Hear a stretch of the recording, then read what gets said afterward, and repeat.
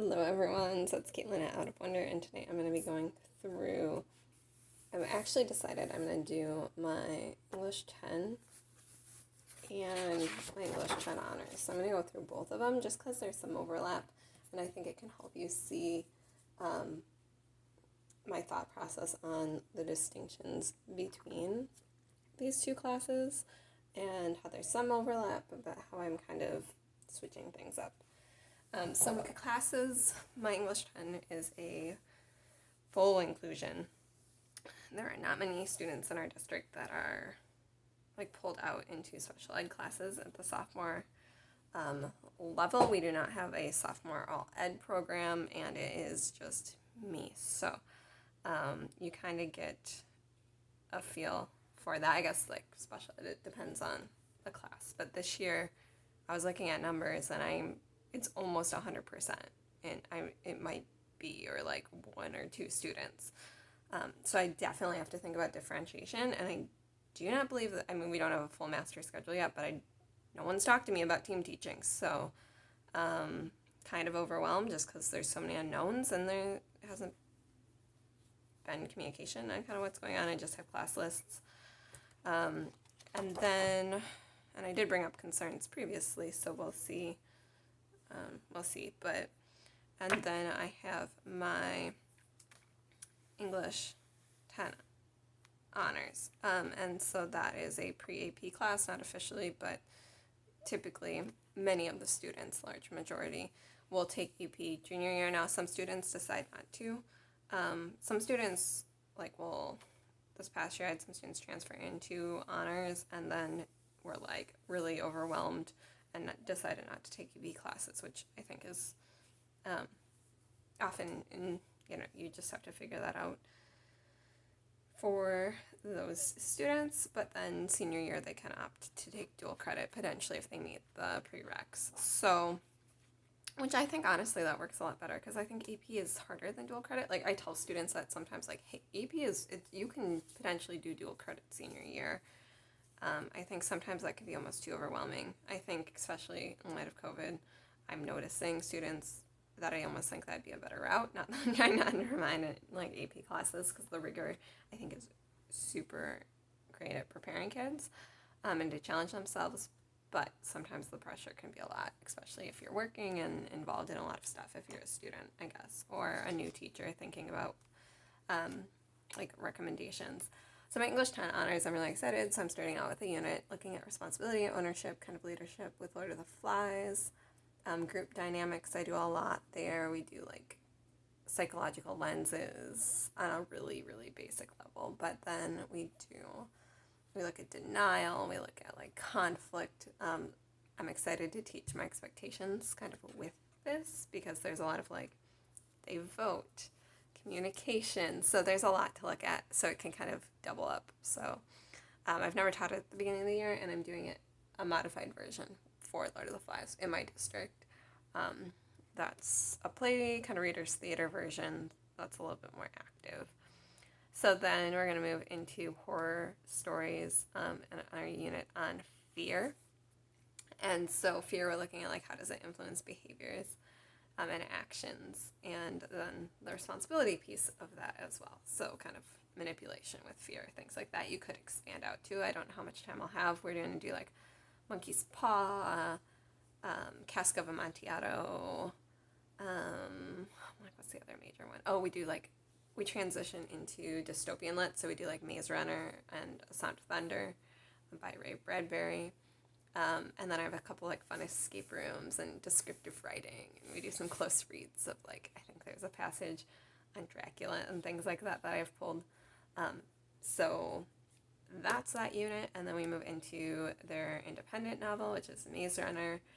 My kids typically have an average reading level of 7th to 8th grade, and there's really good audio options for Maze Runner. So, and we have the text, so a lot of it comes down to budget constraints when we're looking at my curriculum in my district. And so that's kind of a choice, that we had a lot of books, and I could just pick up a couple versus a whole new class set of something. And there's no language in it because they make up their own language, so it's good if you are getting a lot of parent pushback right now and don't have the like, what do you want to call it? Like, I don't know, if you just need a good text that allows kids to explore dystopias, but a lot of times dystopias are very heavy, so it even works as a good option, like lit circles or something. And the protagonist, though, I think is like 16, so for a lot of my kids, they're 15.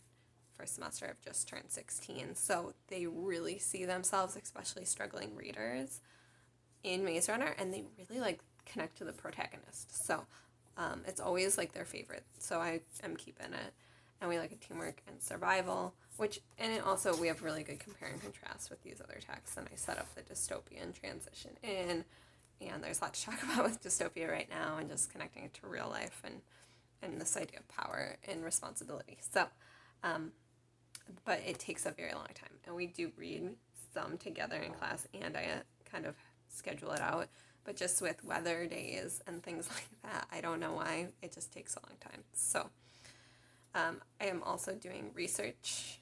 So I did research at the end of second semester, and I'm switching over, I think, to like a research blog since my class is like 100% full inclusion. I think I'm going to change, make it research based, make them do a works cited, but just transition it a little bit more than at the end of the year preparing for junior year big research paper. They do a big like independent research paper junior year, so I'm kind of like, maybe I'm feeling extra pressure to do something that I don't need to, and so I think, yeah, I feel better about that. Okay, so technology and academic freedom. We're going to look at Fahrenheit 451, and I'm going to do this at the same time as my honors class. So the start of second semester, my throat, I have like a frog in my throat, but so those will kind of be aligned. The other one will probably go through a lot faster, but maybe not, because we'll get to more depth and less like reading strategy stuff. So this, we have a novel set, but I also have a cool modified play version that I may use. So we'll kind of see, that's what I could do differently, is we could use that again. Or do some chapters assigned, or I'm not really sure. I have to get a read on my students and like kind of where we're at. But so technology and academic freedom in general, look at censorship, so some good discussions there. And still coming back to that year-long question on moving into adventure and growing up, which I have done with both a Maze Runner unit and Lord of the Flies under that topic, but I decided to switch it up and move this. This used to kind of be here, but I like doing a lot of text here, and like with spooky season, it's more timely here. So we're going to do Walking Out, which is kind of a longer short story. Is it a novella? I don't even remember word count. Somewhere between like I think it's like 20,000-ish words, but I think it'll work. It's about maturity. It's about growing up. And it's kind of a hunting story. There is like gun references, so if you're not from a state that like hunts, could be problematic. But it works really well. It's complicated family dynamics, which I like as representation, especially in my district, where kids can see some of their own experiences in this, and in divorce and feeling disconnected from like birth parents. So then moving into Caesar. So Julius Caesar I saved for the end, because this is going to be more independent, and then this we're back to kind of whole class. So trust, betrayal, secrecy, and friendship. And a lot of times I stress like choice, and at my last district I did a ton with independent reading and choice, and this district, like, I just need to feel comfortable in this district with 4 different curriculums. So for me to wrap my head around that, I just haven't had the time to like fully figure it out. I've integrated it into some of my classes, but not in my full inclusion classes yet.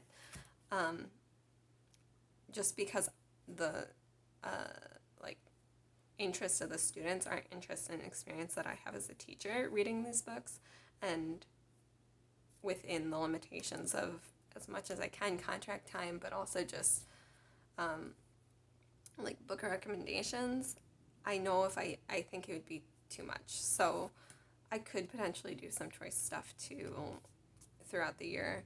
But I think it's not gonna happen in this class in this year, and I'm fine with that because they need a lot of structure and they need a lot of scaffolding. And so I think I can kind of best do that through these units, if that makes sense. But I do differentiated instruction still, and I do like choice assessments in UDL, just the readings for this class because I'm prepping 3 other classes every single day. It's just something that like I can't take on this year. But so we end with Julius Caesar, looking at trust, betrayal, secrecy, friendship, and it works really well with sophomores because their friendships are very, very vital with sophomores. And they're not as independent as juniors yet, and so it's a fun unit. They get to be dramatic. I'm excited to try it second semester. I've only taught it once. I only taught Caesar for the first time last year, but I love teaching Shakespeare. I've taught Macbeth, Midsummer Night's Dream, which you'll see I'm pulling back for my Honors 10. So Honors 10 is, I'm trying to think, like, so it's pre-AP, but a lot of it's focusing still on, like, developing reading skills because I want students don't get a ton of literature if they're in the pre-AP track. If they're in AP language, they're not getting much, and if they're going to take dual credit and they don't get much for literature. So I do prioritize that here. We're going to start with Midsummer Night's Dream and move into perception and reality and relationships, and then Humanity and Justice is a book thief unit, and this is one where I may swap this out for some independent choice reading, but I need to see my group first. And I also like book thief, and for context, they do read nonfiction freshman year. They read Night, which I think is very important to teach Holocaust nonfiction. Book thief, if you're teaching on its own, like without that context, I think it can be kind of problematic. If you're teaching in a bigger context, I've had success with kids connecting to book thief, and it working well and having good discussions and research and those things. So then we're moving into technology and academic freedom. So this is just semester 1 because book thief there's a lot, and there's a lot with Shakespeare. So semester 2, I talked about this unit before, moving into an independent unit. So I have like a project-based learning, independent reading, food truck thing. So I want to try that out. And then same year-long question. And then I'm going to try out Pride and Prejudice, I think, with this group. So character, integrity, family, society, and springish. And then ending with a multi-genre portfolio, really writing focused, maybe some rhetoric. I might do speeches as a requirement with their portfolio, but then a lot of choice here with voice and expression. So I feel really good about my sophomores.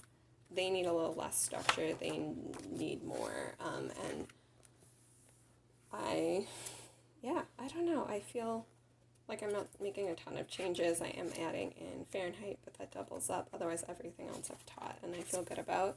I just have to like organize all my resources. So, and Pride I've never taught, but I love it. Like I know it. So, and I guess Book Thief I've taught not as like a whole class selection, but I have some materials and stuff for it. So if I can find the books cheap, used, and order them, I think we'll do that. Otherwise, I might swap that out.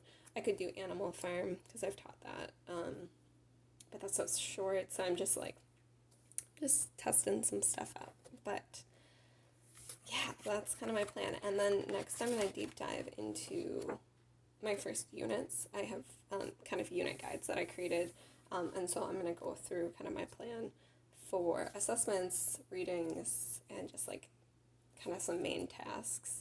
And then what my like focus standards are going to be. And that's because I haven't developed those yet. So I'm hoping you all can help me figure out as I'm going through that video what my focus standards want to be. And I think that will help me tailor everything a little bit more.